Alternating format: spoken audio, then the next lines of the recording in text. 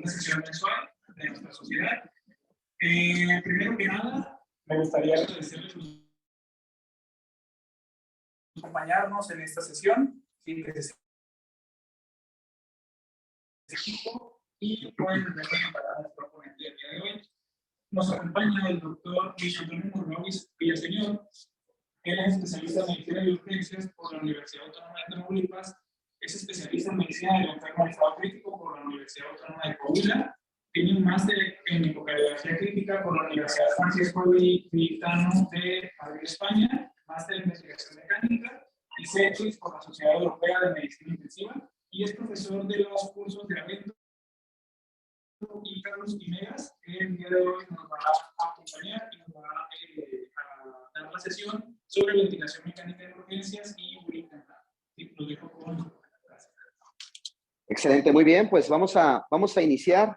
Y primero que nada quiero agradecer a la sociedad de aquí de La Laguna que se está impulsando este proyecto. Realmente están haciendo mucho ruido en redes sociales, están haciendo mucho ruido a nivel nacional de que eso se está generando aquí. Y estoy contento porque esta es mi casa, considero yo que es mi casa. Cada vez que me dicen en Torreón, voy a Torreón. Me encanta estar aquí con ustedes.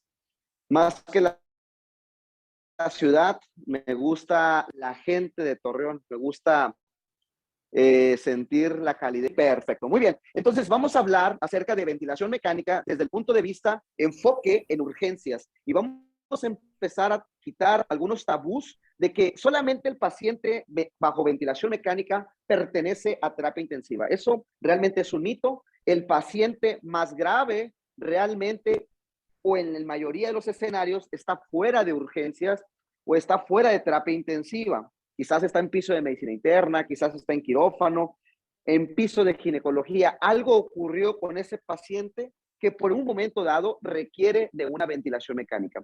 Entonces, vamos a quitarnos la idea de que el paciente bajo ventilación mecánica es exclusivo de terapia intensiva. No lo es. Y si el paciente en algún momento requiere una intervención, como por ejemplo llevarlo a extubar a ese paciente desde urgencias, o desde el piso de medicina interna o desde el piso de ginecología, si el paciente está con ventilación mecánica y ya se corrigió la causa, vamos a liberarlo. Entonces, vamos a hablar desde el seteo inicial, cómo programar el ventilador, que otra vez el ventilador mecánico lo puede programar hasta un médico interno de pregrado, un estudiante de medicina, enfermería, un paramédico, todos podemos programar el ventilador siempre y cuando respetemos los parámetros de protección pulmonar. Y llevarlo al paciente hasta el weaning, hasta la liberación del ventilador. Que el paciente, entre más rápido lo podamos sacar del ventilador, mejor. Hay que despertarlo temprano y hay que hacer pruebas de retiro de la ventilación. Ahora, tengo una pregunta. ¿Qué es entonces la ventilación mecánica? La ventilación mecánica es una estrategia que nos ayuda a ganar tiempo para el paciente en lo que se resuelve la causa por la que fue intubado. Un ejemplo, paciente con un traumatismo craneoencefálico que hace deterioro rostrocaudal, que lleva una escala de coma de Glasgow menos de 8 puntos, hay que intubarlo para proteger la vía aérea. Pero, vean, no es una terapia de soporte respiratoria que cura. Nada le va a hacer el ventilador a ese hematoma. Pero en el intento de soportarlo, pudiera complicarlo si no hago una adecuada programación del ventilador mecánico. Entonces, en el intento de querer ayudar al paciente, quizás se pudiera complicar este paciente. Un paciente que tiene una neumonía por COVID, que tiene SDRA, SIRA severo, el ventilador no lo va a curar. ¿Qué lo va a curar? Quizás la dexametasona, si estamos hablando de COVID-19, o quizás los antibióticos de una neumonía, neumonía bacteriana. ¿Ok? Ganamos tiempo con el ventilador mecánico. Es todo lo que hacemos, pero vamos a proteger a este paciente. Y observen que la mayoría de los pacientes pueden ser ventilados por volumen o por presión. El 100% de estos pacientes pueden ser ventilados por volumen o por presión. Aquí viene algo muy interesante porque que cuando nos formamos en terapia intensiva, queríamos tratar de ventilar a los pacientes con modos no convencionales, como apelarlo de manera no convencional. Esto es lo convencional y afortunadamente es lo que ha demostrado ayudar a los pacientes. Puedes ventilarlo por volumen o puedes ventilarlo por presión. Vamos a ir hablando de cuáles son las estrategias y cuáles son los parámetros que vamos a ir colocando en el paciente. Ahora, vean esto. Cuando yo decido programarlo por volumen, yo controlo el volumen, pero la presión va a ser variable. Cuando yo decido programarlo por presión, la presión va a ser constante, pero el volumen va a ser variable. ¿De acuerdo? Ahora, también cuando aprendimos ventilación mecánica, nos decían, es que si está enfermo de los pulmones, ventílalo por presión. Y si no tiene patología pulmonar, ventílalo por volumen. Eso es un mito, realmente es un mito. El 100% de los pacientes pueden ser ventilados por volumen o por presión. Pero, ahí les va, es más sencillo ventilarlo por volumen. Y algunos pacientes sí me interesa que el volumen sea constante. Por ejemplo, un paciente neurocrítico, me interesa que el CO2 sea siempre constante, siempre el mismo, que no tenga variaciones, porque el CO2 es vasorreactivo y va a producir dilatación o vasoconstricción cerebral y lo lleva a isquemia o edema. Entonces me interesa que el volumen minutos siempre sea constante. En un paciente con SDRA, con CIRA, tengo que tener mucho cuidado con el volumen. Preferible controlar el volumen.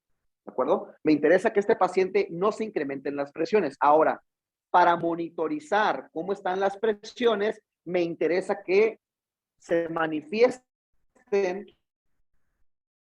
como están, como son, y lo puedo hacer por volumen. Si yo con mis compañeros residentes de urgencias que tengo en el hospital, con los que trabajo todos los días, les digo, ustedes ventilen por volumen y no van a tener ningún problema con los pacientes. Ventilen por volumen o ventilen por presión, pero sin ningún problema por volumen se puede ventilar todos los pacientes. ¿Ok? Ahora, ¿cuál es el objetivo de la ventilación? El objetivo de la ventilación es proporcionar un volumen, una cantidad de aire deseada para los pacientes. Ahí va. ¿Está teniendo Zoom?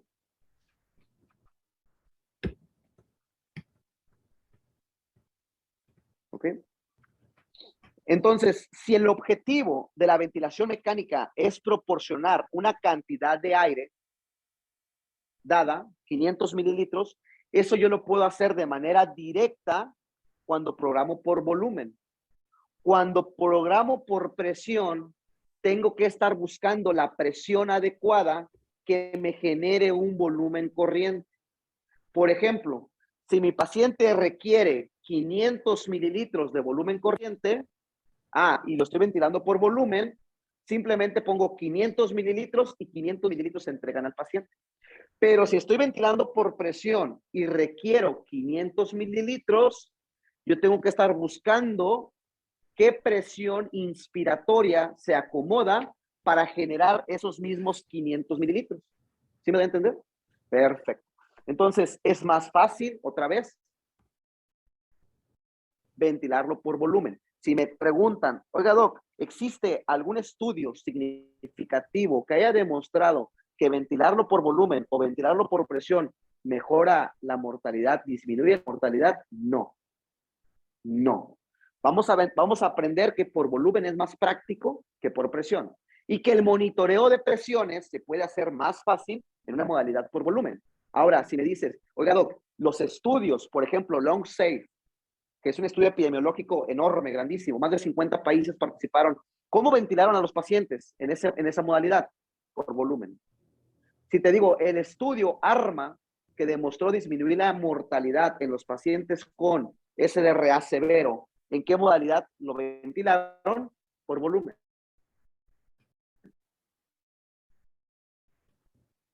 Entonces, preferible volumen, preferible. Ahora, el ventilador es un pistón que genera un juego de válvulas que va a inyectar una presión positiva a la vía aérea y va a generar cierta cantidad de mililitros de volumen corriente. Ahora, decir que mayor presión equivale a mayor volumen, sí, no es lo mismo que yo ponga una presión inspiratoria de 2, de 3 centímetros de agua, me va a generar cierta cantidad de volumen, a que yo programe una presión inspiratoria de 10, 12 o 15 centímetros de agua, y eso me va a generar cierta cantidad de volumen que va a ser mayor a tener menor presión. Sí, mayor presión equivale a más volumen, menos presión también equivale a menos volumen. Pero también depende de la mecánica pulmonar. Depende también de la distensibilidad pulmonar. Esto es un concepto que tenemos que tener muy en cuenta. La distensibilidad pulmonar es la capacidad que tiene el pulmón de cambiar de forma con una cantidad de volumen sobre una cantidad de presión. ¿Qué tanto se puede mover? ¿Qué tanto se puede distender? ¿De acuerdo? Si yo le pongo un volumen de 500 mililitros a un pulmón que tiene buena distensibilidad, ¿cómo van a estar las presiones? ¿Altas o bajas? Bajas, porque el pulmón puede aceptar ese volumen y lo distribuye homogéneamente y no me genera presiones altas. Perfecto. Pero si el pulmón está muy duro, muy rígido, y yo le pongo 500 mililitros, ¿cómo se van a manifestar las presiones? Hasta la madre, digo, altas. Perfecto. Ahora, vámonos por presión. Si el pulmón está sano y está bien distendible, tiene buena distensibilidad, y yo le pongo una presión inspiratoria de 8 centímetros de agua, quizás el volumen corriente que me ingrese va a ser de 600, 700 mililitros, sin ningún problema. Pero si el pulmón está enfermo y está duro, yo necesito unas presiones más altas para generar ese mismo volumen corriente. ¿Sí me deben entender hasta aquí? Entonces, vean, un pulmón, podemos tener un pulmón sano, un pulmón enfermo, ¿de acuerdo? Si yo decido ventilarlo por volumen y le pongo 600 mililitros de volumen, pero mi paciente tiene una distensibilidad de 50 mililitros por centímetro de agua, ¿qué quiere decir? Que está caída. ¿Cuánto es la distensibilidad normal? 150 mililitros. Es la distensibilidad normal. 150 mililitros por centímetro de agua de presión. ¿Qué quiere decir?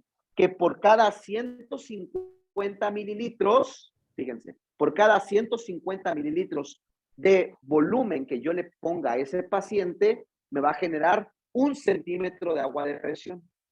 Si yo lo ventilo con 600 mililitros y caben 150 mililitros y genera apenas 1 centímetro de presión, ¿cuántos centímetros elevará de presión el sistema si yo le pongo 600? 600 entre 150, ¿cuánto me da? 4. 4 centímetros de agua de presión. Es muy poquita. Pero vean, si yo enfermo al pulmón, lo enfermo, ahora el pulmón se cae su distensibilidad y de 150 cae a 50 y yo no sé ventilación mecánica y digo, no, vamos a meterle los mismos 600 mililitros, pero a un sistema que está deteriorado, 600 entre 50, ¿cuánto me genera? 12. ¿Observas este comportamiento? Este comportamiento hay que tomarlo muy en cuenta al momento de decidir ventilar a los pacientes. Yo voy a decir, ok, ¿qué modalidad lo quiero ventilar? ¿Por volumen o por presión? Decido, por volumen. Ok, perfecto. Por volumen, ¿cómo están los pulmones de mi paciente? ¿Están sanos o están enfermos? Si están sanos, voy a utilizar una estrategia. Si están enfermos, voy a utilizar otra estrategia. ¿Para qué? Para no generar lesión pulmonar. Acuérdate que el ventilador no cura a nadie. Y esto es yo me acuerdo cuando estaba haciendo la residencia de terapia intensiva, llegaba el intensivista de la mañana y ponía cierto nivel de PIP. Y luego llegaba el intensivista de la tarde y decía, mira, el de la mañana no sabe, déjame le pongo más PIP, y le subía el PIP. Y luego llegaba el de la noche y decía, ni el de la mañana ni el de la tarde sabe, déjame le pongo más PIP. Y queríamos sanar al paciente a pipazos. O era un ego donde estábamos luchando por ver quién tenía el PIP más grande. o a ver quién ponía el PIB más grande. Entonces, realmente no vamos a sanar al paciente con ventilación mecánica. Lo que tenemos que hacer es evitar el daño que causa el ventilador, porque es un robot. Y luego se estableció por ahí el concepto de Billy. Decíamos, Billy, lesión pulmonar inducida por el ventilador mecánico. Pero míralo, ahí está. ¿Qué le hace el ventilador a la gente? Nada. Entonces, ese concepto ya, hablando en mexicano, ya lo cambiamos a Pili. Pili. Pili es el Physician Induced Lung Injury, quien le programa el ventilador, el programador del ventilador. Qué interesante. Pero ahora lo vamos a llamar Willy. ¿Qué es Willy? El güey que programa el ventilador. Perfecto. Sale. Entonces, vamos entendiendo hasta aquí eso. Entonces, yo decido ventilarlo por volumen. Vámonos por volumen. Vámonos por volumen, sin problemas. ¿Cuáles son las variables a programar por volumen? Vean. El botón más importante y el que va a proteger pulmones se llama volumen corriente, volumen tidal, volumen corriente. ¿De acuerdo? Después vamos a programar el PIP, vamos a programar el disparo, que es el trigger, el aporte de FiO2, la frecuencia respiratoria, flujo inspiratoria y vamos a saber si el paciente realmente necesita o requiere pausa inspiratoria. ¿Todos están familiarizados con estos botones? Perfecto, muy bien. Vamos a decir botón por botón. Vean, el primer botón se llama volumen corriente. ¿Cuánto volumen le voy a administrar a mi paciente? Ah, interesante. Aquí tengo que dividir a mi paciente. ¿Mi paciente tiene patología pulmonar SDRA o no tiene SDRA? Vean, porque si el paciente no tiene SDRA, lo puedo ventilar de 6 a 10 mililitros, pero de peso ideal. Los antiguos ventiladores, en los manuales de los antiguos ventiladores, decía, ventílese a peso real. Peso real ya no se ventila a peso real, se ventila a peso ideal. ¿Cómo obtengo el peso ideal de un paciente? Ok, si no tiene compromiso pulmonar, la talla en metros al cuadrado por 21.5 para mujeres y la talla en metro al cuadrado por 23 para hombres y 22.25 para la LGBTTXF. Hay que ser incluyentes. No, no es cierto. Si se identifica como mujer, es mujer. Hombre, hombre. Esta es la fórmula que voy a utilizar en pacientes sin SDRA. Y la dosis que yo les voy a dar de ventilación mecánica va a ser de 6 a 10 mililitros. Pero no me gustan los extremos. No me voy a los extremos. Me quedo en medio. ¿Cuánto le tocaría? 8 mililitros por kilo. ¿De qué? De peso ideal. ¿Sale? Ahora, si mi paciente tiene COVID, tiene SDRA severo, no lo puedo ventilar a 8. Entonces, tengo que hacer otra fórmula que equivale al peso predicho. Peso predicho, ahí está la talla, otra vez, se estima la talla en centímetros, menos 152.4 por 0.91 más 50 en caso de hombres o 45.5 en mujeres. Y aquí voy a usar una estrategia de menor volumen corriente. Voy a iniciar con 6.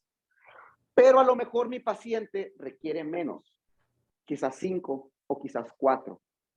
¿De acuerdo? Porque está muy duro el pulmón y las presiones van a estar muy altas. Entonces tengo que sacrificar el volumen corriente.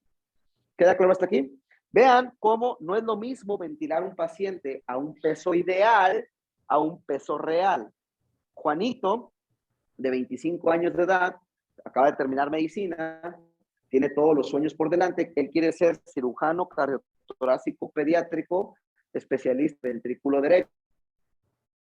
Ese es su sueño, esa es su meta. Ve cómo está viendo hacia el horizonte, está contento, está feliz, ilusionado, pero en el transcurso de su preparación, pues se enamora, se casa y por fisiopatología del matrimonio aumenta de peso. Y ahora Juanito, que pesaba 65 kilos, ahora pesa 100 kilos.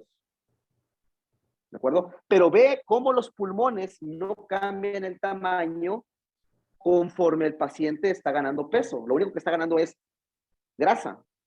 No está ganando tamaño de volumen. Entonces, el tamaño de la ventilación mecánica va a depender a qué tan alto o qué tan pequeño está un paciente. Si me llegan a ventilar a mí, me ponen volúmenes chiquitos, por favor. Y no, me revientan los pulmones. Entonces, siempre es a peso ideal, no es a un peso real. Entonces, para poder salvar vidas o para poder evitar que el ventilador cause lesiones, siempre midan a sus pacientes y los tienen que medir. No se trata de que, pues la cama mide como 1,70, 1,80, pues más o menos el paciente anda en esto. No, hay que medirlo. Ya existen tablas donde podemos medir la longitud del cúbito, la comparas y sacas una estimación de la talla y haces tu fórmula. Y una vez con tu fórmula, pues ya tienes tu volumen corriente. Vamos a hacer un ejercicio. Sale. Un paciente llega a urgencias, traumatismo craneoencefálico severo, mide 1,70, masculino, se identifica como hombre. ¿Cuánto le saldría de volumen corriente? ¿Cuánto de peso ideal y cuánto de volumen corriente? 1,70. Ok, hago mi fórmula. Si es un traumatismo craneoencefálico severo, pues no tiene patología pulmonar y lo ventilo a 1,7 por 1,7 por 23. Eso sería el peso ideal. ¿Cuánto les da? 66 kilos, perfecto. Multiplíquelo por 8 para quedarnos. ¿Cuánto sería el volumen corriente? 528 mililitros. ¿Todos de acuerdo? 531. Bueno, la realidad es que en el ventilador van a poner 530. ¿Sale? Ahora, lo voy a llevar a otro ejemplo. Vean. Usen ahora la fórmula del peso predicho. Ahí les va. 170 menos 152.4 y le dan igual en la calculadora. Y luego le multiplican por 0.91 y le dan igual. Y luego lo suman 50. ¿Cuánto les da? Lo mismo. ¿Sí? Es lo mismo. No importa qué fórmula utilices. La variabilidad es muy poca. Lo que importa es que uno digas este a 8, este a 6. ¿Sale? Ahora, si hay residentes aquí y les van a poner un examen y les preguntan, ¿cómo ventilas? ¿Con qué fórmula ventilas un SDRA? Tienes que decir esto. Aunque nuestra población llega a medir menos de 1,152 y no la puedas utilizar. ¿Sí me explico? Ok, entonces, tengan esas consideraciones. Ahí está, muy bien. Continuamos. Ahí está anteriormente se hablaba de que todos tienen que ser ventilados a 6. Todos tienen que ser ventilados a 6. Esto no es cierto, no es de todo cierto. Solamente los de SDRA pueden ser ventilados a 6. Pero si el paciente no tiene SDRA, libérale y ventílalo a 8 mililitros por kilo, sin problemas. Este estudio demostró volúmenes corrientes de 6 a 10 en pacientes que no tenían SDRA y no se afecta la mortalidad. El paciente, si tú lo ventilas a 6 mililitros por kilo y el paciente no tiene ninguna patología pulmonar y empieza a despertar, va a tener sed de aire, te va a hacer asincronía, te va a decir necesito más porque mi requerimiento es más alto y me estás limitando. Si el paciente no tiene SDRA, puedes ventilarlo a 8 sin ningún problema. Pero si el paciente sí tiene SDRA, limítalo. Vean cómo esto es distensibilidad. Esto es distensibilidad. Vean, 150, de 150 a 63, 62 a 50, 50. Aquí va perdiendo. Esto es más grave. Este sería un SDRA severo, moderado, leve y sin SDRA. Y vean cómo unos fueron ventilados a 6 mililitros por kilo, bajo volumen corriente, versus 12 mililitros por kilo, alto volumen corriente. Y vean la mortalidad. Entre más funcionado esté el pulmón, vean, si tú aumentas el volumen corriente, le vas a generar un gran daño al paciente, alta mortalidad. Cuando tú dices, el paciente tiene lesión pulmonar, bájale el volumen corriente, se lo bajas a 6 mililitros por kilo o menos, disminuyes la mortalidad. ¿Observas esto?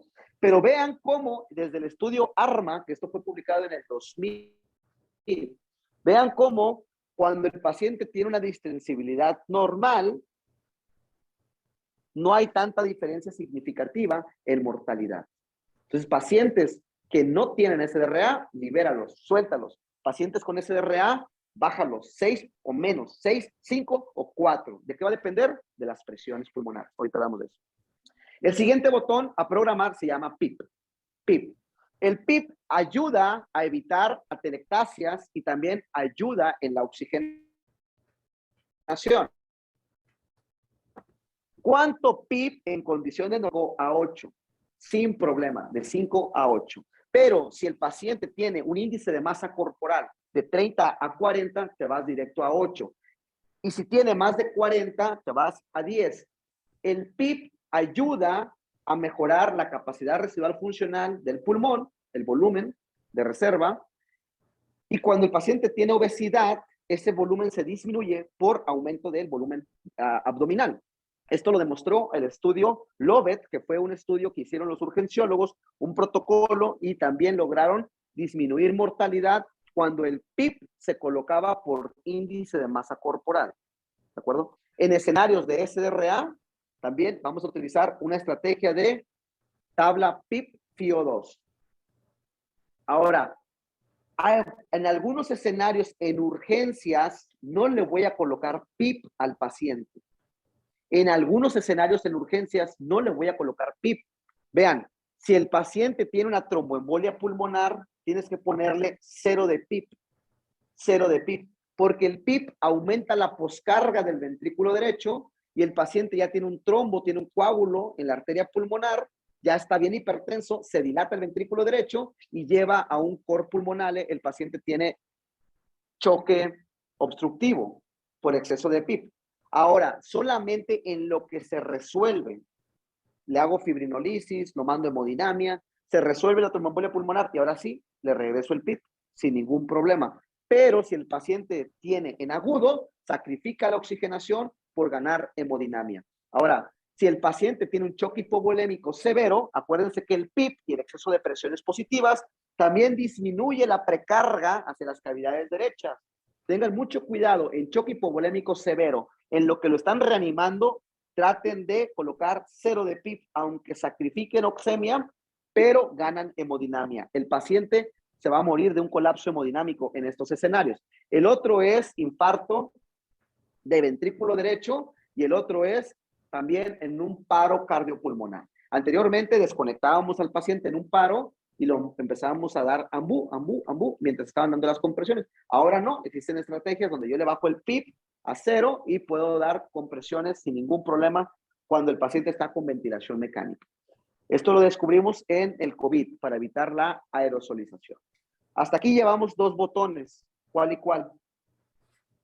Volumen corriente y el otro es PIP. Perfecto, muy bien. Vámonos al tercer botón. El tercer botón se llama disparo o se llama trigger. ¿Qué es el trigger? Es la sensibilidad que va a tener el ventilador por si el paciente empieza a respirar, que el ventilador se dé cuenta que está respirando y mandarle ventilaciones asistidas. Acuérdense que la modalidad se llama asisto control volumen. Se puede comportar como asistida o se puede comportar como controlada. Entonces, este botón me va a permitir que mi paciente haga un esfuerzo inspiratorio, lo detecte el trigger y el ventilador le ayude dándole una asistencia ventilatoria. Puede ser programado por presión o puede ser programado por flujo. Algunos ventiladores ya vienen automáticamente por flujo porque es más cómodo para el paciente. Algunos ventiladores tú puedes elegir por presión o tú puedes elegir por flujo. Vean, si es por presión es de 0.5 a 2 centímetros de agua. La presión es negativa porque es el sensor del trigger. Y por flujo es de 1 a 3 litros por minuto. ¿De acuerdo? Si no sabes qué escoger, si no sabes qué elegir, puedes ponerle 2. Puedes ponerle 2. Vean. Si es por presión, le pongo 2 y automáticamente estoy bien. Y si le pongo por flujo, le pongo 2 y automáticamente es más sencillo de programar. Normalmente en todas las terapias intensivas, el disparo por flujo siempre está en 2 o 3. Punto. ¿Vamos bien? Entonces llevamos 3 botones. Sale. Vamos a ver un poquito más de fluidez. Llevamos 3 botones. Ahora, el cuarto botón se llama FiO2. Y a este también es un botón que ha tenido muchos mitos. Nos decían en el pasado, es que si está con ventilación mecánica, tiene que tener un FiO2 por lo menos de 40 o por lo menos de 60. No es cierto. El FiO2, la fracción inspirada de oxígeno, se va a programar dependiendo del objetivo de oxigenación que yo quiera con mi paciente. Voy a programar el mínimo necesario para que mi paciente alcance una meta de oxigenación. ¿Cómo que el mínimo? Sí, el mínimo. Si mi paciente con 21%, está alcanzando una buena meta de oxigenación que va de 92 a 96%, una buena meta de oxigenación que va de 92 a 96 por libre, tengo que poner. Si requiere 30, le pongo 30. Si requiere 40, le pongo 40. Pero siempre tiene que ser buscar el mínimo necesario para que alcance la meta de oxigenación. Anteriormente hemos visto ventiladores que están con 100% de FiO2. Vean lo que ocurre. Normalmente un alveolo funcional tiene oxígeno, tiene CO2 y tiene vapor de agua. Tiene oxígeno, tiene flow para feruizar el alveolo y para que se mantenga permeable ese alveolo. Pero si yo le pongo FiO2 al 100%, saco el nitrógeno, saco el CO2 y se queda puro oxígeno en el alveolo y esto lo lleva a colapso y a telectasias. Siempre eviten FiO2 altos. ¿El FiO2 cuánto? El mínimo necesario. Oye, pero es que está con 21 y está como si nada. 21, déjalo. Tranquilo, no va a pasar nada. Ya sabes, volumen corriente protector, PIP ajustado a índice de masa corporal, el disparo 2 y FiO2 siempre para ajustarlo a un nivel de oxigenación. Perfecto. Ahora, por último, me quedan 3 botones. Bueno, 4. Me quedan 4 botones. Que es esta combinación de botones me va a generar la relación inspiración y expiración. Es lo que yo busco. Vamos a mover los tiempos, la inspiración y la expiración. Está dado por la frecuencia respiratoria, el flujo inspiratorio, la pausa inspiratoria y el volumen corriente. Pero este ya lo tenemos programado. Entonces nos vamos a quedar solamente con esos 3 botones. Flujo, frecuencia, flujo y pausa. Lo primero que voy a colocar va a ser la frecuencia. Después voy a colocar el flujo. Y por último, voy a valorar si mi paciente requiere o no requiere pausa. ¿De acuerdo? La frecuencia respiratoria la voy a colocar entre 12 a 20 por minuto. Pero debemos tener mucho cuidado si mi paciente está en un contexto de acidosis metabólica. Que en la mayoría de los escenarios en urgencias, el paciente está en acidosis metabólica. Ahí les va. Paciente femenino, 17 años, llega al servicio de urgencias. La mamá dice que ha tenido fiebre hace 5 días. Llega con dolor para orinar. Ha tenido mucha cantidad de orina en los últimos días. Y llega respirando así. Alguien le toma una glucosa y trae 600 de glucosa. Alguien se acerca por ahí y le huele el aliento y el aliento huele a manzana, así afrutado. ¿Qué diagnóstico es? Intoxicación por manzanas, ¿verdad? Cetoacidosis diabética. Perfecto. Si por alguna causa esta paciente la tengo que intubar, la frecuencia respiratoria inicial que yo le voy a dar a mi paciente va a ser baja o alta. Alta. ¿Qué pasa si yo le pongo 8 de frecuencia respiratoria? O le pongo 12 de frecuencia respiratoria. Le voy a quitar el sistema de compensación que la paciente necesita para sacar la acidez del ácido volátil y entonces la complico agregándole una acidosis respiratoria a una acidosis metabólica y le pega el pH. Entonces ahí voy a utilizar un CO2 objetivo, que es un CO2 esperado para un bicarbonato. Es algo complejo, pero una vez que se hace y se entiende, se puede realizar. ¿Sale? ¿Qué es el bicarbonato por 1.5 más 8? Esa fórmula me va a generar el CO2 esperado. Y ese CO2 esperado es el objetivo que yo necesito con esa paciente. Ahorita hacemos un ejercicio. Y por último, hay que ajustar el flujo. El flujo no me interesa la cantidad de flujo que tenga. Lo que me interesa es que en la combinación de frecuencia respiratoria y flujo me genere una relación IE de 1 a 2, sin ningún problema. De 1 a 2. Puede ser 20, puede ser 30, puede ser 40, puede ser 50, puede ser 60. No sé qué cuánto va a ser. Yo le voy a ajustar el flujo a la que me genere una relación IE 1 a 2. El flujo, ¿qué es? La velocidad con la que se entrega el aire. ¿No traen aquí una bolsita de... O es esto, vean. No es lo mismo entregar 500 mililitros de volumen corriente a 20 litros por minuto. Vean esto. 500 mililitros a 20 litros por minuto.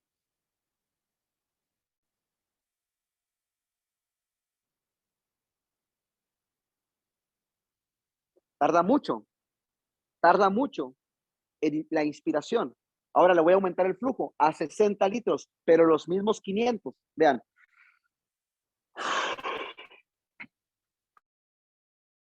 Rápido, se corta la inspiración. ¿De acuerdo? La velocidad tiene que ser ajustada a una relación 1 a 2. Así tiene que ser.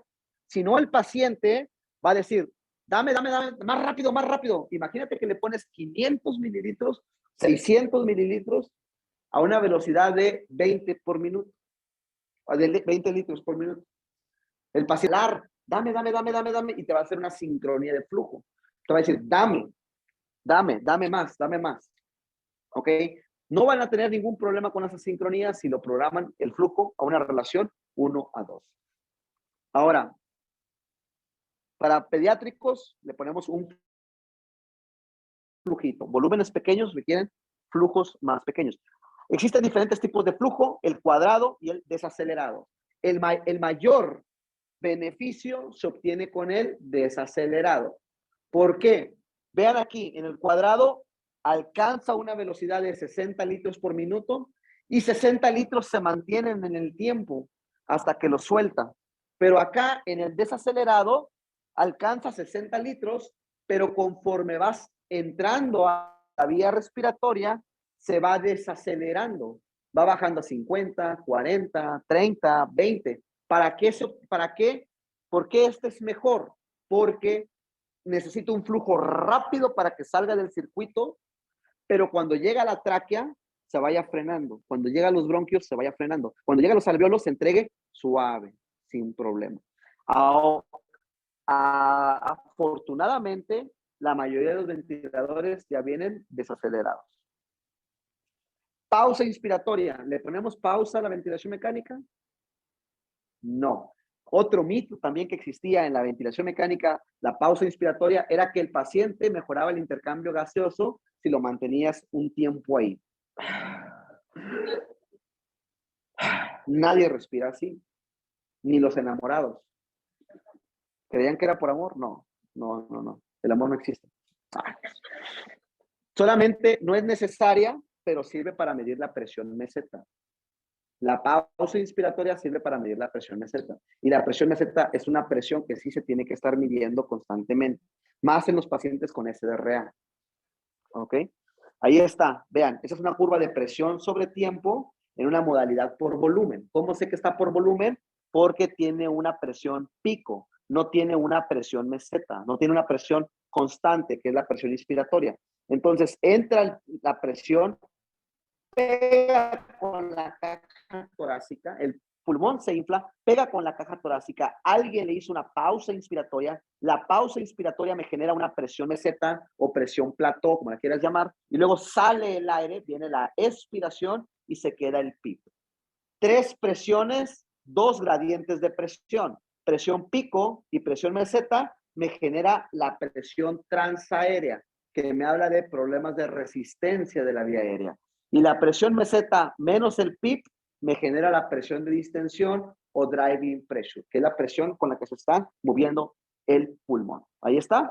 Vean, presión de basal de 5 por el PIB, entra la presión, pega con la caja torácica, se hace la meseta, alguien le hace una pausa inspiratoria. La pausa inspiratoria es como cuando jugábamos de niños a tomar refresco por un popote y luego le aplanabas al popote y el líquido se sale.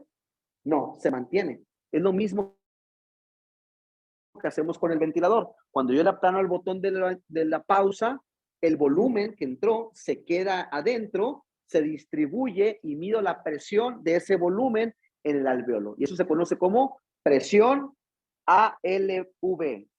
Esta es la presión que más nos interesa, la presión ALV. La presión alveolar, para que no se te olvide. ¿Ok? Bien. Ahí está. Estas son las metas de presiones. La presión pico no debe superar 35 centímetros de agua. La presión meseta idealmente no debe superar 25. La relación entre la pico y la meseta no debe superar 3 centímetros de agua. Y la presión de distensión, meseta menos PIP, no debe de superar 13 centímetros de agua. Esas son, no como metas, les llamaríamos más bien límites.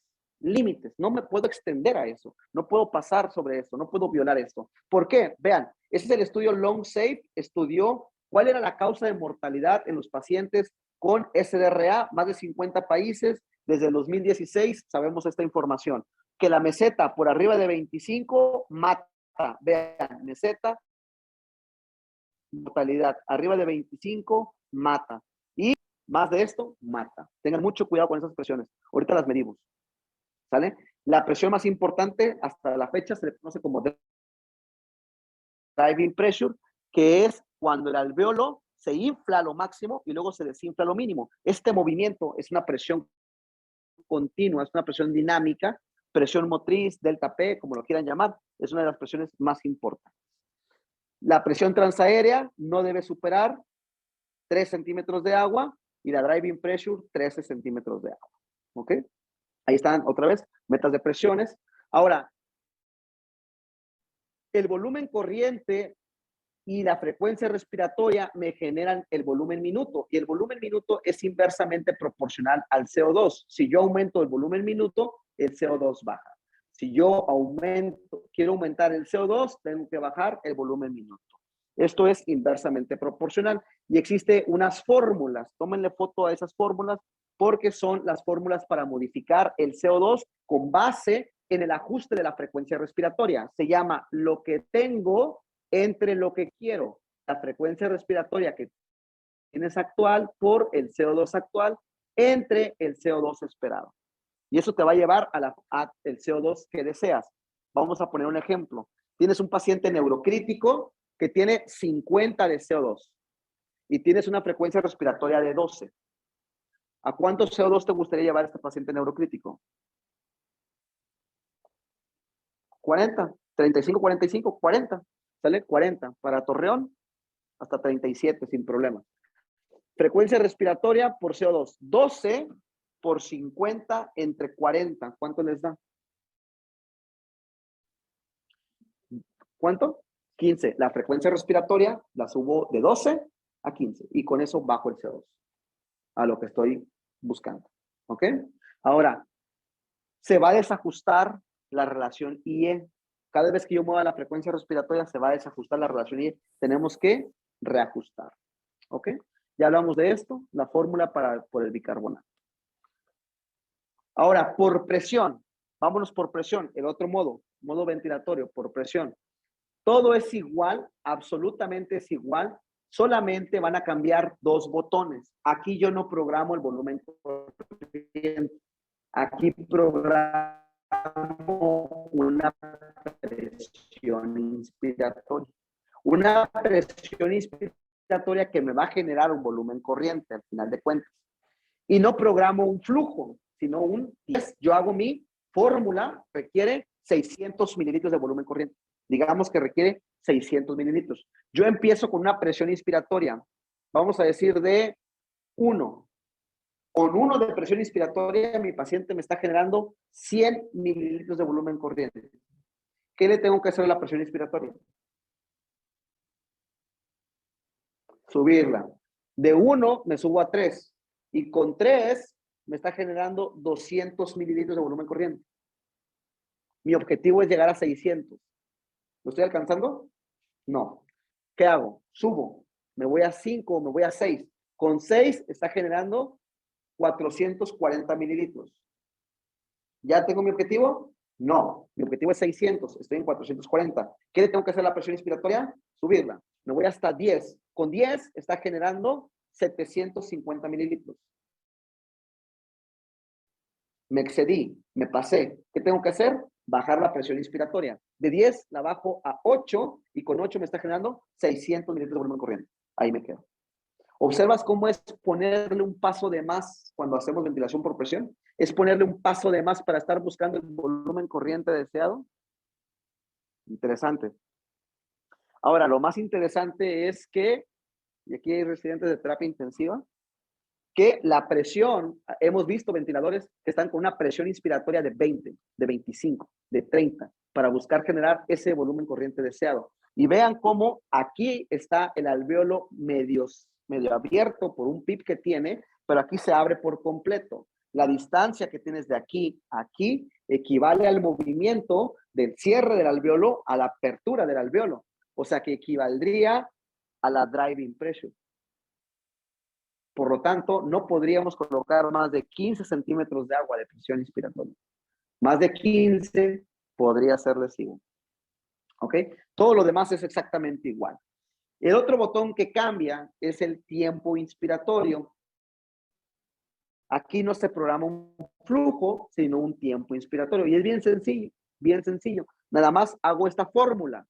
El tiempo inspiratorio equivale a 60 entre la frecuencia respiratoria entre 3. ¿Por qué entre 3? Porque quiero una relación 1:2. O sea que son un tiempo de inspiración, 2 tiempos de expiración. Son 3 tiempos. Entonces, 60 entre frecuencia respiratoria entre 3. Por ejemplo, yo tengo una frecuencia respiratoria de 16. ¿Cuánto le correspondería de tiempo inspiratorio si quiero una relación IE de 1:2? 60 entre 16 entre 3. ¿Cuánto les da? 1.25. Ese es el tiempo inspiratorio. 1.25. Listo, ya. Y si quisiera una relación de 1:4, fíjense, de 1:4, ¿cómo sería la fórmula? 60 entre 16 entre 5. 1:4 son 5 tiempos. 1:3 son 4 tiempos. 1:2 son 3 tiempos. 1:1 son 2 tiempos. ¿Checas esto? Entonces, tómale foto a esta fórmula para que, si vas a ventilar por presión, ya sepas cómo programar el tiempo inspiratorio. ¿Dudas hasta aquí? ¿Preguntas? ¿Comentarios? ¿Quejas? ¿Sugerencias? Ahora, cuando el paciente ya salió, ya se resolvió la causa, tenemos que buscar la forma de retirar el ventilador. ¿Sale? Estas son solamente cifras epidemiológicas. Hasta el 17% de las extubaciones son accidentales. Tenemos que tener mucho cuidado. ¿Cuándo pensar que mi paciente está resuelta o controlada? Y esto lo tenemos que estar evaluando todos los días, todos los días. Pensar, ¿ya puedo extubar a mi paciente? ¿Ya lo puedo extubar? ¿Ya lo puedo extubar? ¿O qué está pasando? ¿Por qué no lo puedo extubar? Esto se llama weaning, que es la interrupción gradual de la ventilación mecánica hasta la extubación, pero no es un proceso a lo tonto, es un proceso, es un procedimiento. Tiene que llevar algunos predictores, algunas pruebas, algunos marcadores. Vean, lo importante es conocer la fórmula, la secuencia del pre-weaning, la sospechamos, medimos predictores, prueba de ventilación espontánea, la extubación, y algunos pacientes quizás fallen a la extubación y le podríamos ofrecer ventilación mecánica no invasiva, y si no funciona, pues reintubamos. Pero lo ideal es que el paciente, una vez extuban, ¿sí?, en mayor parte del tiempo. Prolongado, dependiendo de la cantidad de pruebas de ventilación espontánea que realices y la mortalidad se incrementa, pues entre mayor tiempo pasa un paciente bajo ventilación mecánica. Vienen mayores complicaciones. ¿Cuáles son los criterios para pensar por la que fue intubado esté resuelta o controlada? Perfecto. Pero estos son criterios respiratorios, que tenga una PAFI por arriba de 200, buena saturación y que no tenga mucho aporte de oxígeno, que un PIP por debajo de 8, la presión de arterial de oxígeno esté por arriba de 60, que no tenga hipercapnia, que no tenga acidosis y que tenga una frecuencia respiratoria menos de 30 respiraciones por minuto. Si tu paciente tiene estos criterios, avanzamos. Criterios respiratorios. Los otros son criterios neurológicos. Debe de tener un Glasgow mayor de 12 puntos y tiene que tener la capacidad de abrir los ojos, fijar con la mirada y seguir con la mirada, ¿de acuerdo? Una de las estrategias que hacemos es valoramos la fuerza de la cabeza y de la cintura escapular. Sentamos al paciente, le ponemos nuestra mano en la frente del paciente y le decimos al paciente, con su frente toque mi mano. El paciente tiene que hacer esto. Y estamos valorando que tenga fuerza. Levante los hombros. Levanta los hombros. Estamos evaluando la fuerza. Que tenga reflejo tu oxígeno, nauseoso y de deglución. Para que neurológicos. Por ejemplo, don Rutilio, ahí está. Es boxeador. Ya está tirando ahí unos putazos, algunos trancazos. Ahí está.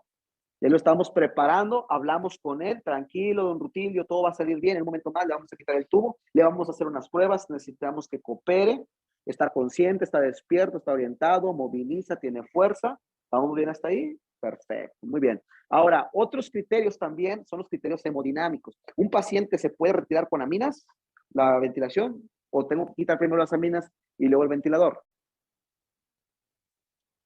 Lo podemos quitar siempre y cuando no tenga vasopresores muy elevados o que no tenga fiebre, que tenga por lo menos una hemoglobina de 8 y no tenga trastornos hidroelectrolíticos. ¿De acuerdo? Sí se puede retirar el paciente, pero que tenga estabilidad hemodinámica, ¿verdad?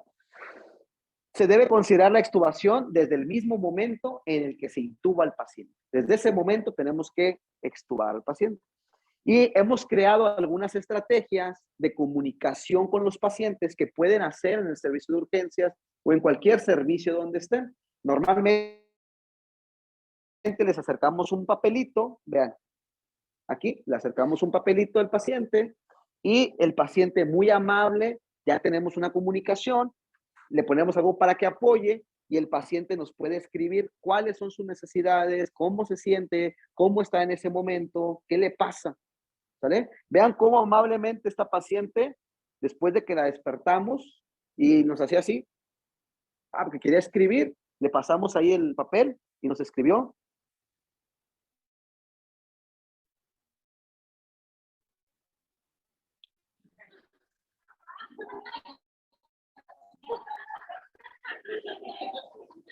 Y entonces, número 1, que la causa por la que se intubó esté resuelta, controlada. Paso número 2, criterios respiratorios, criterios neurológicos y criterios hemodinámicos. Paso número 3, pruebas predictoras. Yo voy a buscar ver la capacidad. ¿Qué pasaría si mi paciente le quito el tubo? Sin quitarle el tubo. Voy a buscar predecir. Para poder predecir, tengo que tener ciertas condiciones. Una de las condiciones es que tenga una presión soporte menos de 8, o sea, que esté en una modalidad espontánea. CPAP, presión soporte. Vean aquí cómo el paciente tiene 0 de soporte, solamente tiene 5 de PIP, tiene 1 de disparo por flujo y tiene 21%, no ocupa el soporte, no lo ocupa. Ok, una vez que yo tengo esto, voy a empezar las pruebas predictoras. Una de las pruebas que mayor validez tiene se llama respiraciones rápidas superficiales o índice de Young y Tobin. ¿En qué consiste este índice? Consiste en observar al paciente qué tan rápido respira y cuánto volumen está ingresando. Te voy a platicar la historia de este índice. Este índice lo describió el doctor Young junto con el doctor Tobin, pero no viene precisamente de ellos. Lo que ocurrió fue que la enfermera que trabajaba con ellos en terapia intensiva, le decía el doctor Tobín a la enfermera, prepárate todo, lo vamos a extubar. Y le decía, doctor, ¿estás seguro? Sí, estoy seguro. No, yo le diría algo, ¿sabe qué? No lo extuve. No, ¿cómo no? Aquí yo mando, yo soy el doctor. No, doc, no lo extuve. Y había pacientes que iban pasando visita y la enfermera le decía, ese ya está para extubarse, doc, sáquenle el tubo. Y iba de curioso bien, le sacaba el tubo y sí, ese sí funcionaba. Entonces le entró la curiosidad al doctor y le pregunta, oiga, ¿le puedo hacer una pregunta? Bueno, no le dijo así, dijo, mi amor, ¿te puedo preguntar? ¿Cómo le haces para saber quién sí y quién no? Y dice, sencillo, doc, el que respire rápido y con poquito volumen, ese no está listo. O sea, si está respirando tu paciente rápido, superficial, no. ¿En qué escenario vimos esto? COVID. Cuando veíamos un paciente así, estaba la respuesta inflamatoria todo lo que da. Ese paciente apenas iba entrando a la ventilación. Y a veces el paciente despertaba y estaba... Y lo queríamos extubar así. No, mucho cuidado. Ahora, el paciente que está tranquilito, que mete buen volumen corriente y respira lento, ese paciente está listo para extubarse. Pero el doctor hizo un modelo matemático y entonces es la frecuencia respiratoria entre el volumen corriente expresado en litros. Si esto es menos de 100, el paciente quizá pueda ser liberado de la ventilación mecánica. Entre mayor predictores tengamos, es mejor. ¿De acuerdo? Ahorita lo vamos a hacer. ¿De acuerdo? Entonces, frecuencia respiratoria entre volumen corriente. Hagamos un ejemplo. Un paciente está respirando a 15 por minuto y está ingresando 600 mililitros de volumen corriente. Pero ojo, para poder hacer esta evaluación, tengo que llevar a mi paciente a 0 de soporte, 0 de PIP. 0, 0. Así, sin miedo. Llévalo a 0, 0. Porque si tú le pones un soporte y buscas medir un volumen corriente, ese volumen está influenciado por la presión soporte que estoy poniendo. ¿Sale? Así como el PIP. Entonces tienes que llevarlo a 0, 0. Y ahí es cuando lo vas a estudiar. Ya después le regresas el soporte. Pero por el momento, déjale 0, 0. ¿Cuánto les da de índice de respiraciones? Estaba con 15 de frecuencia respiratoria y con 500 mililitros de volumen corriente. ¿Cuánto les da? 15 entre 0.5. ¿Cuánto les da? 30. ¿Se extuba o no se extuba? Es menos de 100. Sí. ¿Cuánto es el punto de corte? Menos de 100. Más de 100, ese paciente no se extuba. Vean, un paciente está respirando a 25 por minuto y está ingresando 120 mililitros. A ver, vamos a ver, hagan el modelo. 25 entre 0.15. ¿Cuánto les da? ¿Cuánto? 166. Más de 100. No se extuba. Algo está pasando que ese paciente no está libre, no está listo para extubar. ¿Ok? Bueno, pero tiene que estar en 0, 0. Ahí va otro predictor. Ahí va otro predictor. El predictor es la presión inspiratoria máxima. Yo puedo medir con el ventilador cuánta fuerza tiene el diafragma para soportar la respiración. Tiene un botón, maniobras, me meto a maniobras, un botón, y entonces le programo, le dejo aplanado al botón y le pido al paciente que respire. Jale aire, don Rutilio, jale aire. Y vean cómo se están haciendo estas deflexiones negativas en una curva de presión sobre tiempo. Y vean, yo voy a medir la máxima inspiratoria, la máxima. ¿Cuánto alcanzó? Este alcanzó hasta acá. Vean, como 27. ¿Sale? 29.3. Debe de estar en menos de 25. O sea, más de menos 25. Se mide en negativo, por eso, porque es un esfuerzo negativo, pero debe ser menos de 25, idealmente menos de 30. Este paciente tiene menos de 29, ¿se podría extubar? Y tiene un Yang y Tobin de 30, ¿se podría extubar? Hasta ahorita vamos bien. Otra vez, criterios, ya se resolvió la causa por la que el paciente llegó intubado, ya se resolvió, ya le drenaron el hematoma epidural, subdural, o ya la neumonía ya no tiene respuesta inflamatoria, etc. Criterios respiratorios, criterios neurológicos, criterios hemodinámicos. Hacemos Yankee Tobin, primer índice, con 0, 0. Y luego hacemos NIF o MIP, como lo quieran llamar, NIF o MIP. Ahí está. Otra prueba es la P01. Esta no todos los ventiladores la tienen, solamente la tienen los Drager, Puritan 840, pero la P01 es un test de oclusión. Con esto yo voy a medir la velocidad de disparo desde el sistema respiratorio hacia el diafragma. ¿Qué tanta capacidad tiene para reaccionar el paciente? Si le cae una secreción, ¿qué tanta rapidez tiene para hacer y respirar? ¿Qué tan rápido? ¿De acuerdo? ¿En qué consiste? Es exactamente lo mismo, va a medir presión, es exactamente el mismo que el anterior, va a medir presión, pero sobre una cantidad de tiempo. 100 milisegundos, va rápido, por eso se llama P01, rapidísimo. Y lo normal es que esté entre -2 y -3, ¿vale? Eso es lo esperado, -2, -3. Ahí está, -3 de P01, que mide la velocidad, y la NIF mide la contracción, que lo ideal es que esté -20, -30, pero idealmente -25.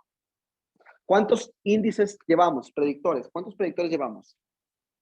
3. Primero fue Yankee Tobin. El segundo fue NIF o MIP. Y el tercero se llama pico flujo de tos. No es lo mismo que yo le diga, oiga, don Rutilio, tosa. Y don Rutilio tose.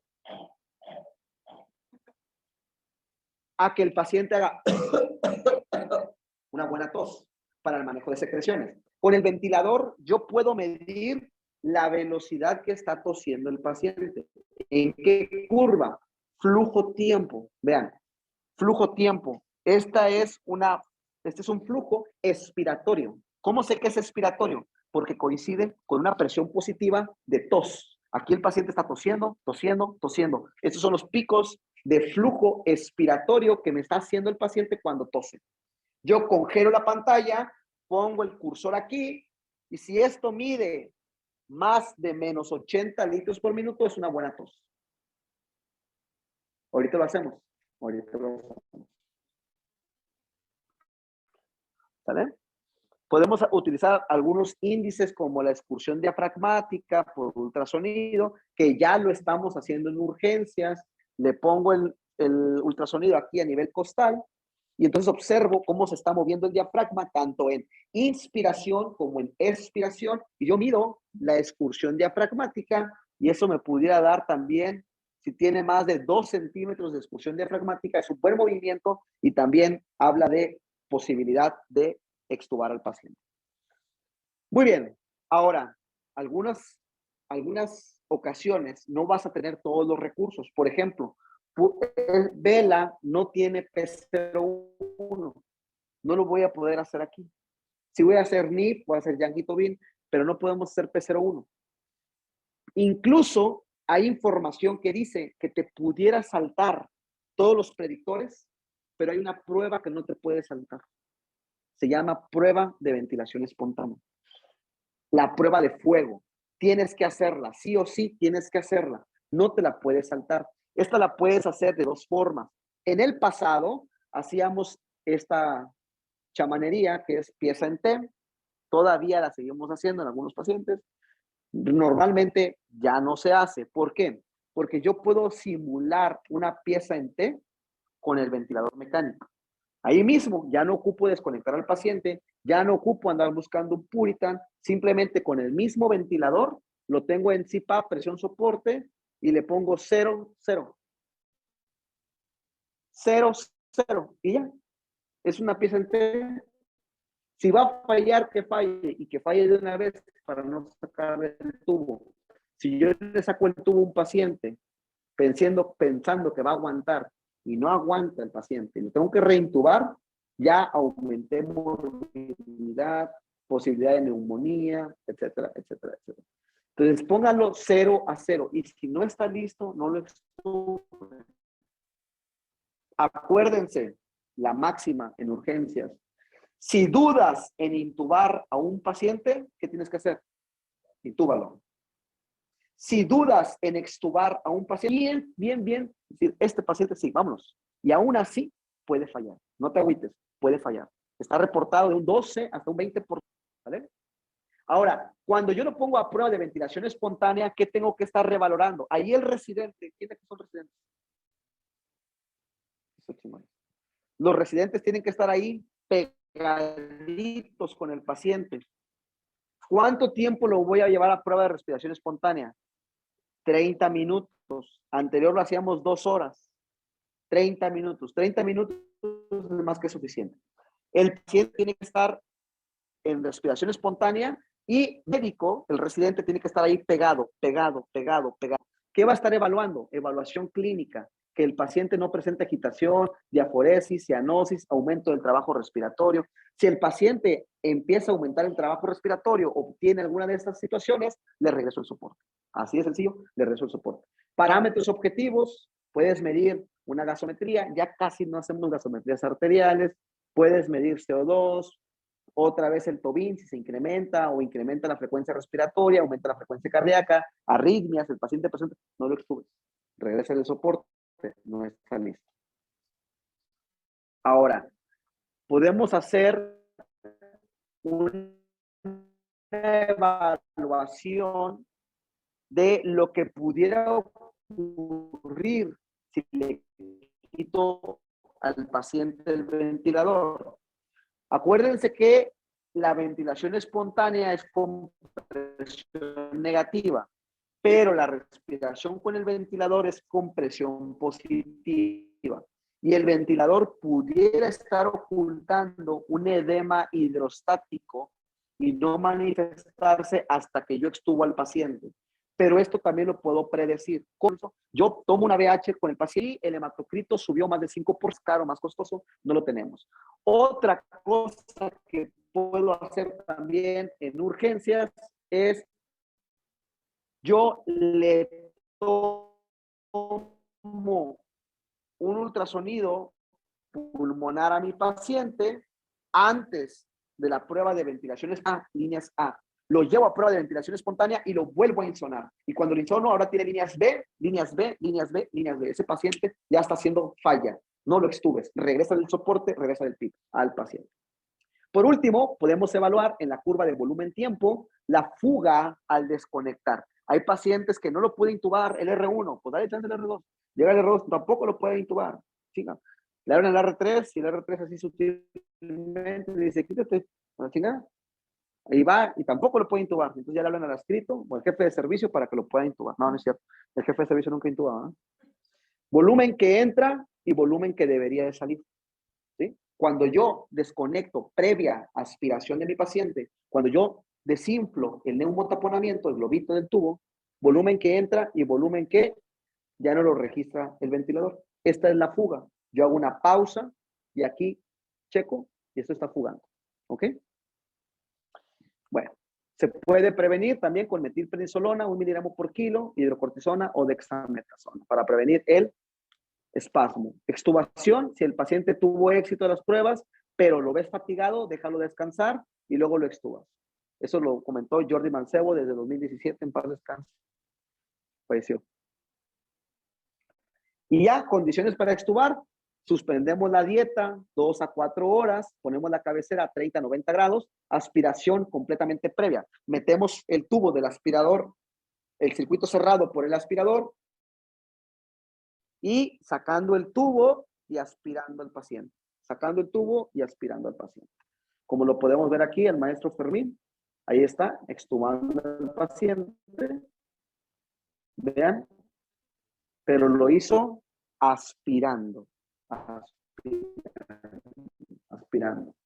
¿Sale? Así es como se retira. Y aquí vean que a este paciente le van a poner, por alguna razón, pudiera sacar a alto flujo, aunque a alto flujo no hay tanta evidencia de que pudiera tener mejoría. Funciona más con el CPAP. Y algunas condiciones, por ejemplo, si el paciente tiene SIRA, falla cardíaca, hipercapnia, esos pacientes quizás se puedan beneficiar de la ventilación no invasiva. ¿Ok? Y expiratoria, no hay tanta evidencia que apoye el inspirómetro incentivo, pero bueno, pues, o inflar globos o ejercicio. Extubaciones tardías versus extubaciones exitosas. Esta paciente se quedó dormida, tenía el fósforo muy bajo, nadie se había dado cuenta, alguien la extubó, la tuvimos que volver a reintubar, corregimos el fósforo y después ya no tuvo ningún problema la paciente para ser extubada. Siempre cuiden todo. Pueden entrar a esta página y van a encontrar todo el checklist ya escrito, ya hecho. Ya nada más lo copian en sus ventiladores o lo traen en sus carpetas o lo agendan ahí para evaluar, estar evaluando constantemente cómo va la prueba de respiración espontánea, cómo va, etc. ¿Ok?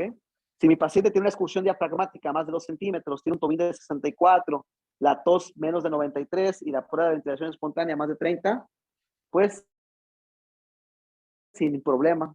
Hay pacientes que hasta toman su celular y nos dicen, Doc, ¿cómo ve? ¿Cree que ya me sea posible quitar los tubos? Es que me provoca mucha flema, me provoca mucha tos, ya extúbeme, ya, sáqueme el tubo.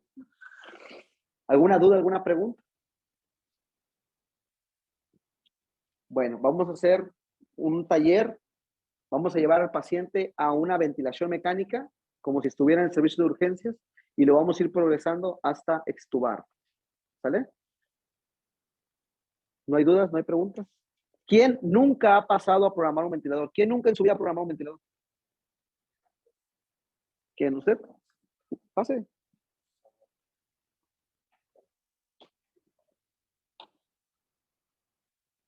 Sí, vamos a programar. Sí. ¿Usted? Pase, pase.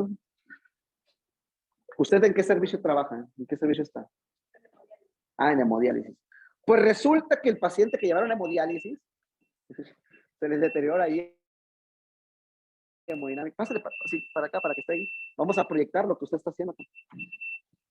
Resulta que usted, ¿cómo se llama usted? Diana. Está Diana en el servicio de hemodiálisis. Es en la noche, 2 de la mañana, 3 de la mañana, la hora del diablo. Le llevaron un paciente inestable con norepinefrina, con aminas y empieza así en la hemodiálisis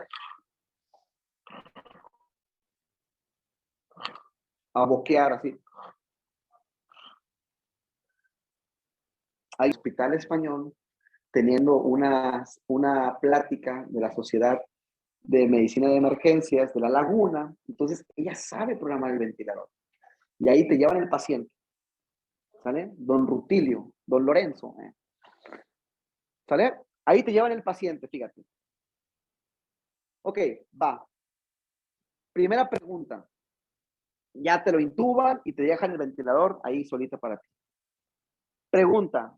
Bueno, aquí le puedes dar nuevo paciente. Le puedes dar clic aquí. Dice nuevo paciente.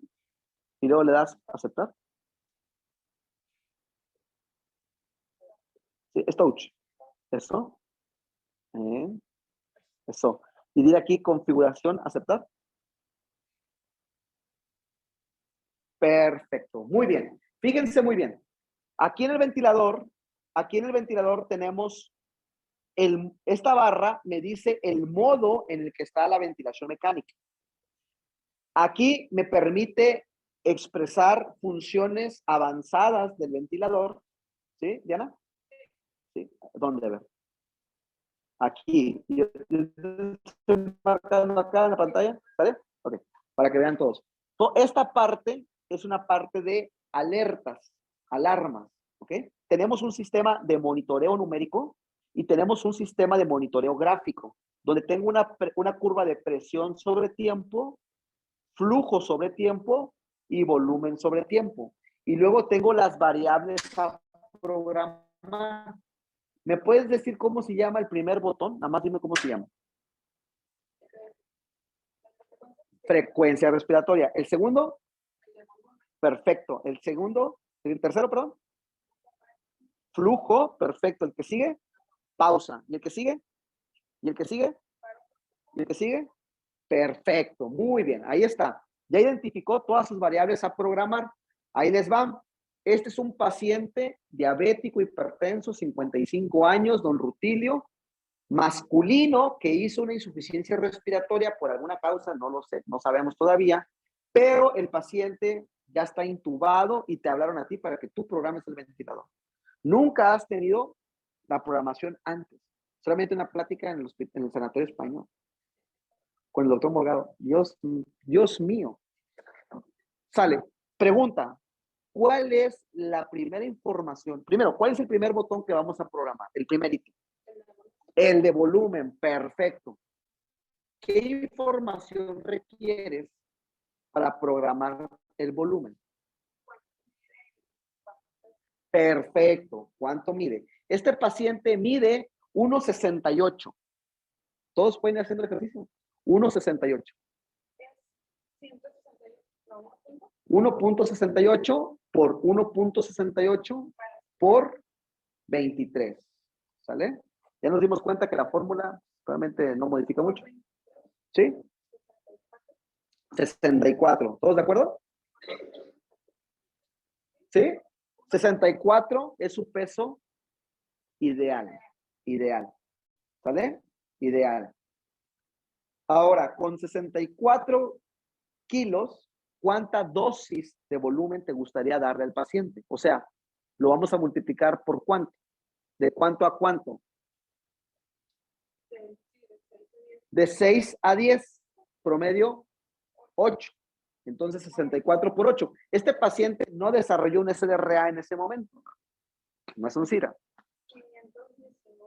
Perfecto. Entonces, primer botón a programar, volumen corriente. ¿Ya tienes el volumen corriente? 519. Pues va a terminar en 520. Por 1 mililitro no nos vamos a pelear, ¿verdad? ¿Le puedes dar enter, por favor? ¿Aceptar? ¿Sí? Eso. Primer botón, bien programado. Sin problema. Primer botón, bien programado. Tu ventilación mecánica para ese paciente por volumen no le va a generar volutrauma. Bien. ¿Sale? Segundo botón a programar. ¿Cuál sería el segundo botón a programar? No. El PIP. Sale, el PIP. Fíjense, primero vamos a programar el volumen corriente y luego el PIP. ¿Sale? ¿Qué información necesitas obtener? ¿Qué información necesitas obtener para colocar un PIP? ¿Cuál? El índice de masa corporal. De hecho, ya lo había mencionado, porque dijo peso y talla. Este paciente mide 1.68, pero pesa 90 kilos. Es más fácil así rodearlo que... No, es más fácil saltarlo que rodearlo. ¿Cuánto le da? Ok. El índice de masa corporal se calcula peso entre talla al cuadrado. O sea, 90 entre 1.68 por 1.68. ¿Cuánto da?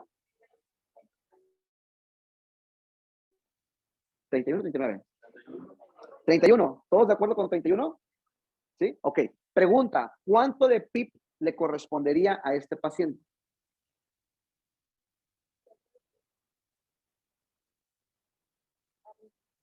8. Sin problema. ¿Tiene tromboembolia pulmonar este paciente? O sea, algo para dejarle 0 de PIP. No, ponle 8. Sin problema. ¿Mande? 8.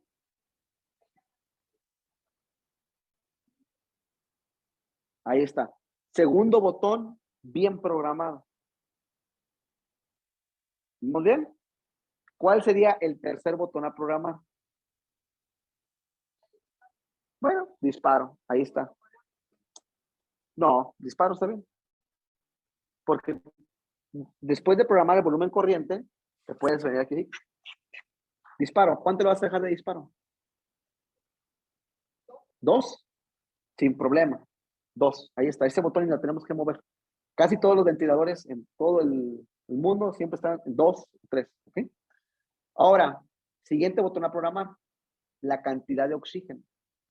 ¿Qué información necesitas para colocar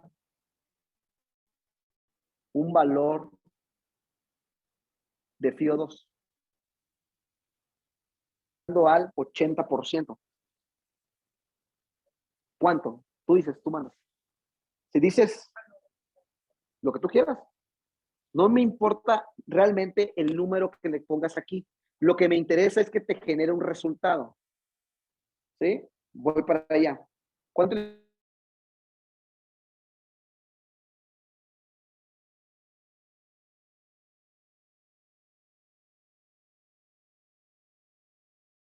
No, tú sabes. Está bien. Es tu seteo inicial. Ajá. ¿Alguien empezaría con 100%? Ahí les va, ojo. No es como empieces. Vamos a bajar un poquito. ¿Sí? Bájalo si quieres hasta 21 para que no te abra la válvula de oxígeno. Bájalo hasta 21. No importa. Alguien dice, yo empezaría con 100. ¿Va? Dale. Recupera al paciente, pero lo importante es que no te despegues del ventilador y que después reajustes y que te des cuenta que en 3 minutos tu saturación de oxígeno está ahora al 100%. ¿Qué quiere decir? Ojo, ¿cuánto es la meta de oxigenación? De 92 a 96. La hiperoxemia también mata, también inflama. Entonces tú tienes que bajar, ajustar al mínimo necesario. ¿Sale? Vamos a decir que lo dejas en 40. De 96 te fuiste bajando, y lo dejas en 40. ¿Vamos bien? Ahí está. Entonces ya llevamos, vean, botón de volumen, bien programado. Botón de PIP, bien programado. Disparo por flujo, bien programado. Y FIO2, bien programado. ¿Qué nos falta? La relación IE.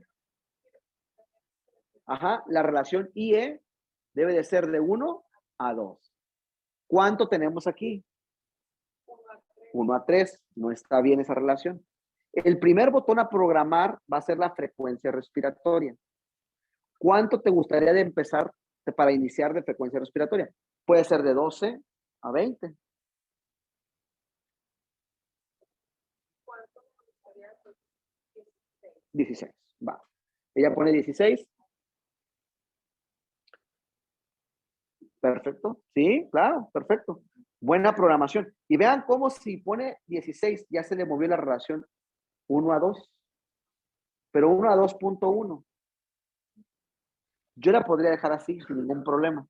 Pero vamos a ver qué pasaría si tú le pones el flujo. ¿Sí? Muévele el flujo a 33. Si yo quiero bajar la E, bajo el flujo. Espero 2 respiraciones. Ahí está. 1 a 2.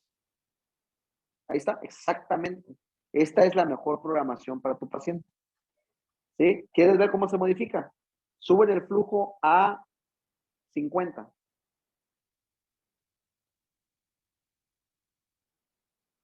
Y espera 2 respiraciones. Vean.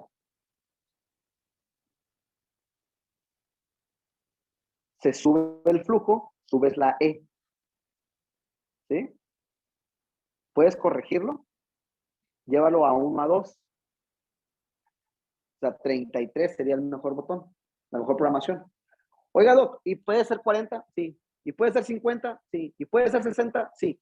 No importa qué número le pongas, lo que importa es que te genere esta relación de 1 a 2 y todo el tiempo esté de 1 a 2. Ahí está. Pregunta, ¿le colocaríamos una pausa inspiratoria? No, no, no le vamos a poner una pausa. El paciente no requiere respirar. ¿Sale? Entonces, apagada la pausa. Hasta aquí, tu programación es una programación excelente. Siempre se recomienda que hagan sus programaciones iniciales en un pulmón de prueba. ¿Sale? En un pulmón de prueba. Ahí va. ¿Sale? Ahora sí, vamos a conectar a un rutilio. Espérame, no te vayas. Ahora sí, conectamos a un rutilio. Ahí está. Teníamos a un MIP Ventilator 2000. Lo estábamos usando un médico interno de pregrado. Y así le decimos ya digo, ya nada. Ahí está, ya está conectado el paciente. Cuando ustedes conectan un paciente al ventilador, se tienen que fijar en 3 cosas. Número 1, presión pico. Vean aquí. P max o presión pico es lo mismo. ¿Cuánto te está marcando de presión pico? 27. ¿Alguien recuerda cuánto es el límite máximo que tenemos para esa presión? 35. ¿Estamos dentro de límites? Vean cómo ya cuidamos volutrauma, lo que le decíamos el Billy, volutrauma, barotrauma, ateletrauma y biotrauma. Faltarían otras cosas, pero básico es. ¿Vamos bien? Ok. Segunda cosa a verificar, la relación IE, que sea la misma. ¿Sale? ¿Cuánto tiene de relación IE? 1:2. Perfecto. Perfecto. 1:2. ¿Sale? Ahí está. Y tercera cosa a verificar es la saturación de oxígeno. Cuando tú conectas al paciente. Ya conectado el paciente, con 40, satura 96%. 40, pero no le pongas 40 porque te va a abrir la válvula y te va a pillar el ventilador. ¿Vamos bien hasta aquí? Perfecto. Entonces, ya está conectado tu paciente, listo. Tengo una pregunta para los residentes. ¿Lo dejamos sedado o no lo dejamos sedado?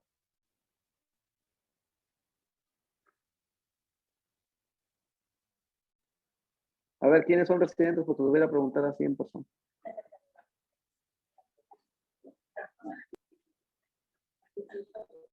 Para sedar a un paciente tendríamos que preguntarnos, ¿este paciente requiere de sedación o de analgesia? Analgesia. Un tubo no es igual a sedación. Un tubo es igual a analgesia. Algunos pacientes sí los tengamos que intubar y sedar profundamente. Cuando yo me formé en urgencias, cuando yo estaba intubando, la enfermera ya tenía 7 ámpulas de midazolam. ¿Qué onda, doc? Yo, espérame, es una miastenia gravis. ¿Qué rollo? ¿Sí? A todos los queríamos sedar. Aguas. Tengo que preguntarme, ¿ese paciente tiene cráneo hipertensivo? No. ¿Tiene un estatus epiléptico súper refractario? No. ¿Tiene SDRA con una PAFI menos de 150 que requiere una sedación, crono, bloqueo neuromuscular? No. ¿Tiene hipertensión intraabdominal? No. ¿Tiene tórax inestable que requiera bloqueo neuromuscular para que se ferulice el tórax? No. ¿Lo puedo ventilar despierto? ¿A poco se pueden ventilar los pacientes despiertos? Sí, claro.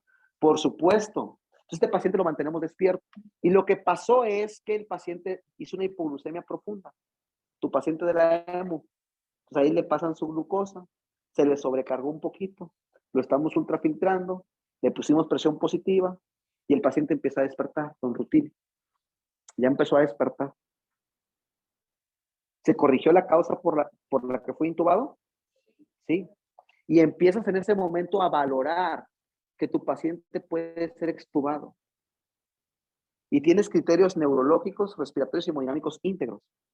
Vamos a buscar la posibilidad de que tu paciente esté ventilado. Ahora, ¿existirá alguna, después de intubarlo y estar en su sesión de hemodiálisis, el paciente empieza a hacer esto? Vean las curvas.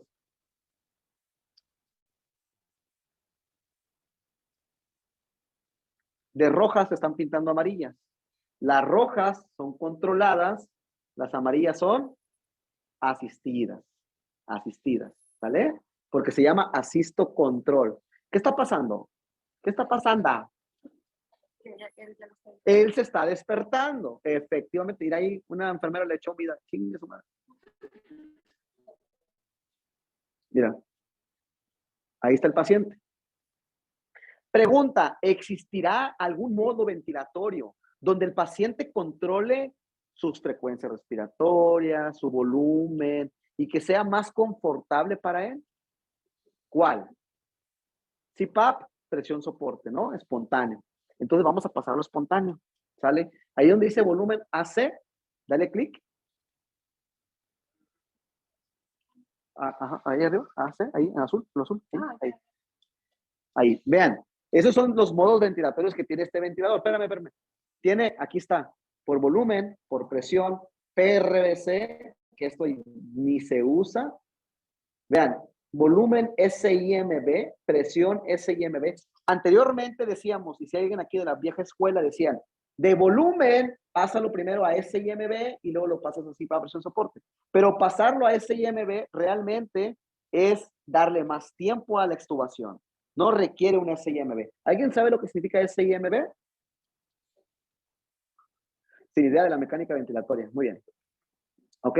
Entonces vamos a pasarlo a CPAP presión soporte. ¿Le puedes dar clic aquí? CPAP presión soporte. Perfecto. Muy bien. Y entonces, vamos a ver. ¿Aceptar modo? Vean esto. ¿Qué está pasando ahora? Vean.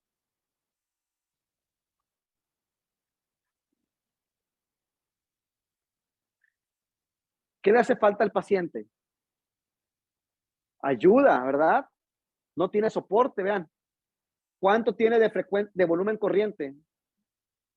Vean la curva de abajo. O le puedes dar clic en un botón de aquí. Dale clic aquí en este botón. Y ahí ponle volumen corriente. Búscale ahí volumen corriente. Ahí está.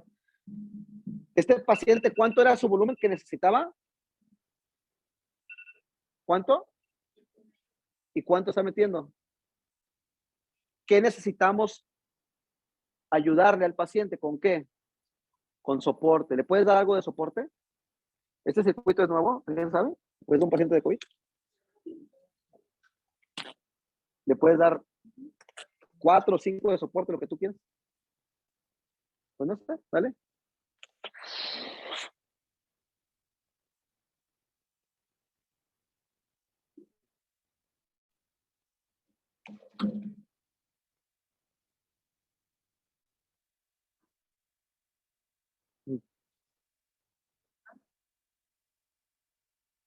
Déjame que se estabilice porque...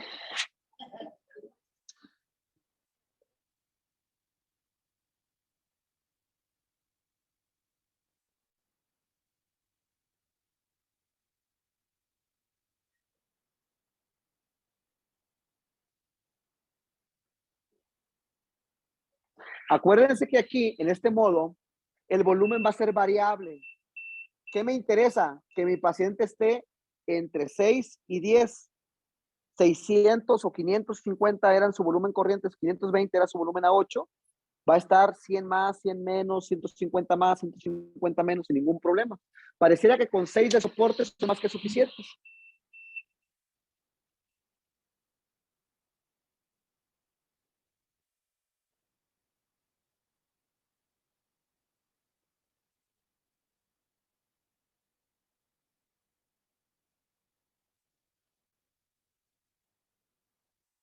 Vean, ¿sale?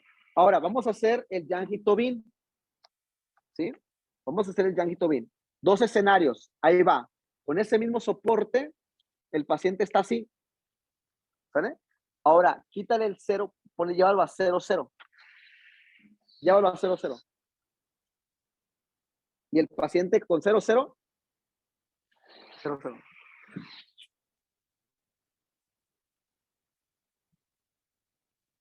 El paciente con 0, 0 empieza a hacer esto, vean.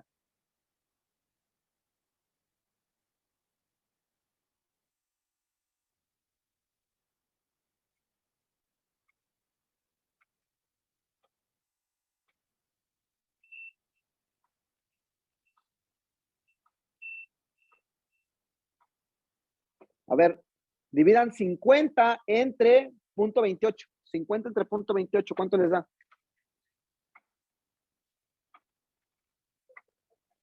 Lo subamos. Ahora, ahí les va. Este ventilador tiene un botón aquí. Le puedes dar clic aquí donde dice frecuencia espontánea. Y ahí busca, vete hasta abajo. Hasta abajo, abajo, abajo. Todo. Ahí está. Esta es la fórmula. Ya ni siquiera lo tengo que hacer en la calculadora. Vean.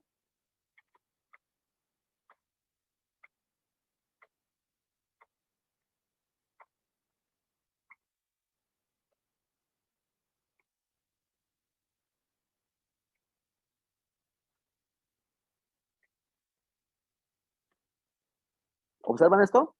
Ahora, ese mismo paciente 0, 0, pero ahora hace esto. Vean.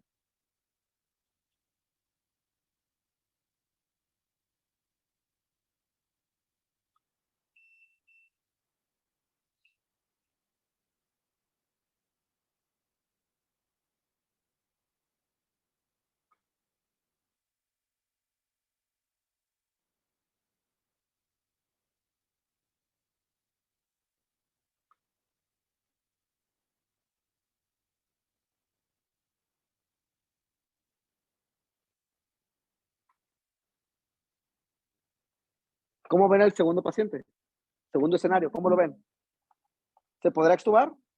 Sí, probablemente sí, ¿verdad? ¿Vamos bien? Perfecto, muy bien. Ahora sí, le puedes regresar el soporte solamente o le puedes poner 5 de PIP o le puedes dejar 0, 0 de una vez, como tú quieras. Si quieres dejarlo 0, 0 para hacer las pruebas, está bien. Ahora, le puedes dar clic aquí donde dice principal y le das aquí donde dice maniobra. Y fíjate, ahí te dice NIF y te dice MIP. ¿Sí? NIF y te dice MIP. Lo que vas a hacer es que vas a contar hasta 3 y le vas a decir al paciente que empiece a respirar profundo, mientras tú le dejas aplanado al botón. ¿Sale? Yo te digo cuándo.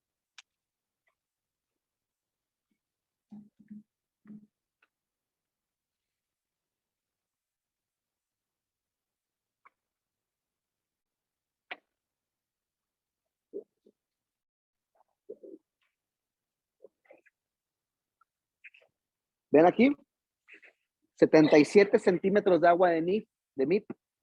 Esta es la presión máxima que está haciendo el paciente. Tiene 77. ¿Te acuerdas de cuánto era? ¿Se podrá extubar así? Sí, todavía jalo, todavía tengo fuerza.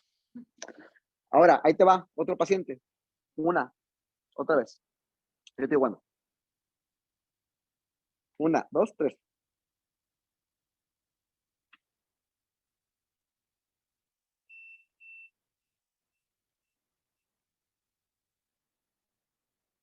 ¿Cuánto hizo ahora? ¿Se podrá extubar? No. Ese paciente no, se va a cansar, ni siquiera puede aguantar una respiración, su presión. ¿Estamos bien? Ok, sale. Vamos a hacer un test de fuga y un tos y listo, porque no podemos hacer todas las demás. Dale, métete otra vez a maniobras. Dale principal. Principal. Sale, muy bien. Me vas, cuando yo te diga así, cuando yo te diga así, me desconecta, me vas a desinflar el tubito, ¿sí? Y luego le vas a poner aquí, le das aquí, este botón.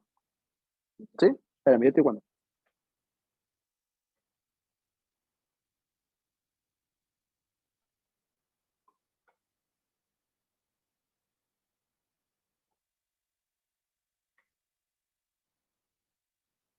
No, yo te digo cuándo.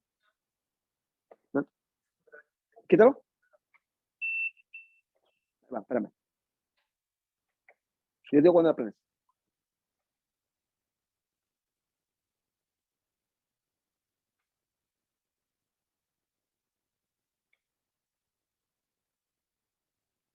Espérame. Ahí está, vean, esta curva, volumen tiempo, vean, volumen que entró y volumen que salió. Aquí me desinfló el globito, aquí. Volumen que entró y volumen que cortó aquí. Esta curva no llega a la basal en la de volumen, no llegó aquí se quedó. Y esta curva ya tiene fuga.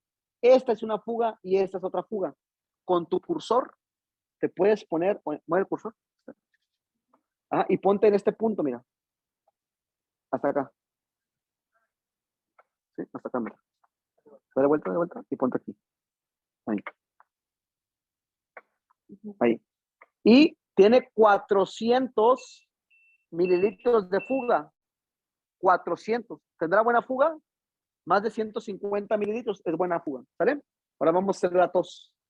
Se congela aquí. Y vas a decir, tosa. No, tú no vas a decir tose.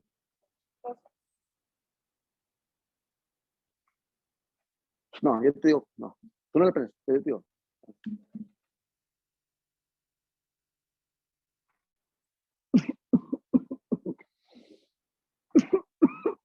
Ya. Eso. Vean aquí, este es el pico máximo de tos. Aquí. ¿Sí? Aquí hice tos, presión positiva, y aquí hice flujo que salió de mí. Acá, negativo. ¿Te puedes con el cursor poner aquí, por favor? ¿Cuánto es la tos? Lo máximo que debe tener.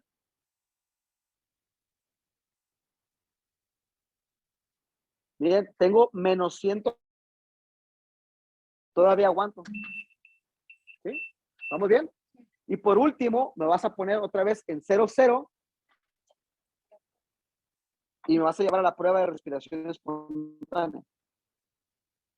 ¿Cuánto tiempo?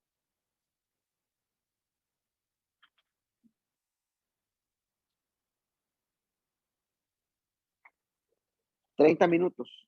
La prueba de fuego es por 30 minutos. Lo vas a dejar 30 minutos y si todo está bien, todo está en orden, se saca con inspiración. Un aplauso, por favor.